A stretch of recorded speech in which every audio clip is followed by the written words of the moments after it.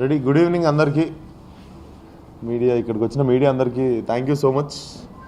స్వామి గారి దర్శనంకి వచ్చినుండే.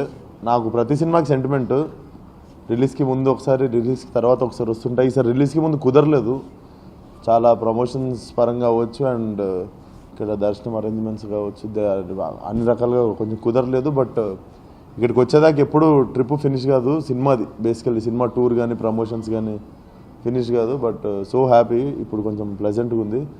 And firstly thank you so much సినిమాని బిగినింగ్ నుండి సపోర్ట్ చేస్తున్న మీడియాకి, ఆడియన్స్కి, కొత్త సినిమాని ఆదరించిన వాళ్ళందరికీ. ఎందుకంటే డెఫినెట్లీ మేము అనుకున్న దానికంటే చాలా మంచి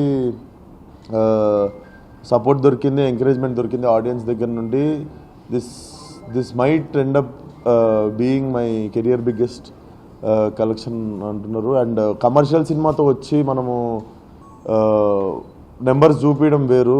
అసలు చాలా రిస్క్ చేసి ఒక ఎక్స్పెరిమెంట్ చేస్తాము, అది కమర్షియల్లీ ఇంత దూరం రావడం అనేది ఇట్స్ గ్రేట్ అచీవ్మెంట్ అనిపిస్తుంది. And thank you so much ఆడియన్స్కి, ఫస్ట్ ఆఫ్ ఆల్ ఎంకరేజ్ చేసిన వాళ్ళకి. And I want to talk about new audience who haven't seen film yet. రండి, it's a theatrical experience. Definitely extremely కొత్త content కావాలి అనుకున్న వాళ్ళకి మాత్రం this is the film. And it's a theatrical experience.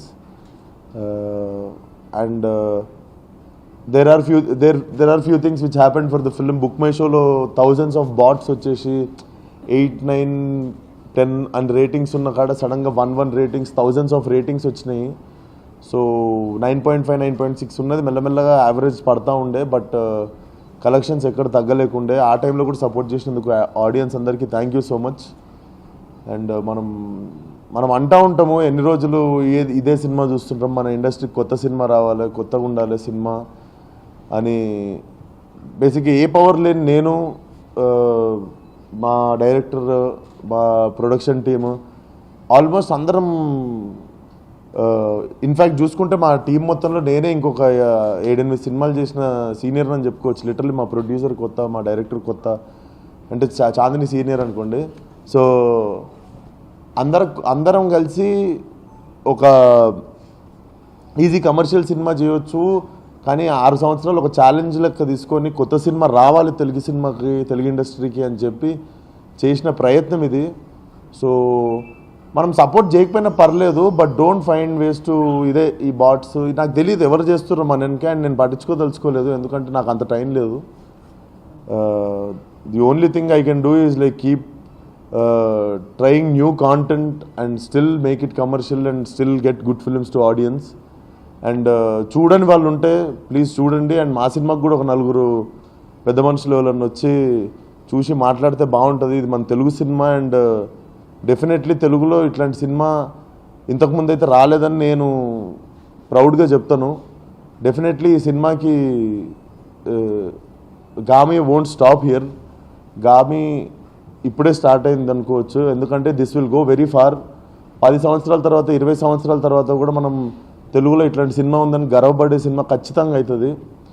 నేను over కాన్ఫిడెంట్గా మాట్లాడుతున్నాను. సినిమా రిలీజ్ అయిన 4 రోజుల తర్వాత మాట్లాడుతున్న మాటలు ఇవి. So I'm only expecting people to understand the intention. మా ఇంటెన్షన్, మేము ఏ ఇంటెన్షన్తో ఈ సినిమా చేసినామన్నది అర్థం చేసుకోండి. అండ్ ఎందుకు ఇంతమందికి నచ్చిందని ఆలోచించండి. అండ్ అర్థం కాలేదు అంటే we're not calling them dumb or anything. అర్థం కాకపోతే ఇంకోసారి చూడండి కానీ.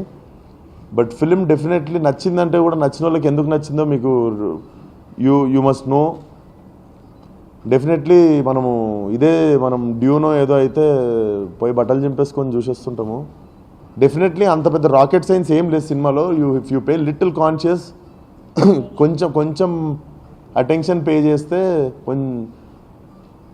అర్థమైపోయే సినిమా. నాకు కొంతమంది కన్ఫ్యూజ్ అవుతున్నా అంటే కూడా నాకు అర్థం కాలేదు ఎందుకు అవుతారో, ఎందుకంటే మిగిలిన వాళ్ళకి ఎందుకు అర్థమైందో అర్థం చేసుకోండి.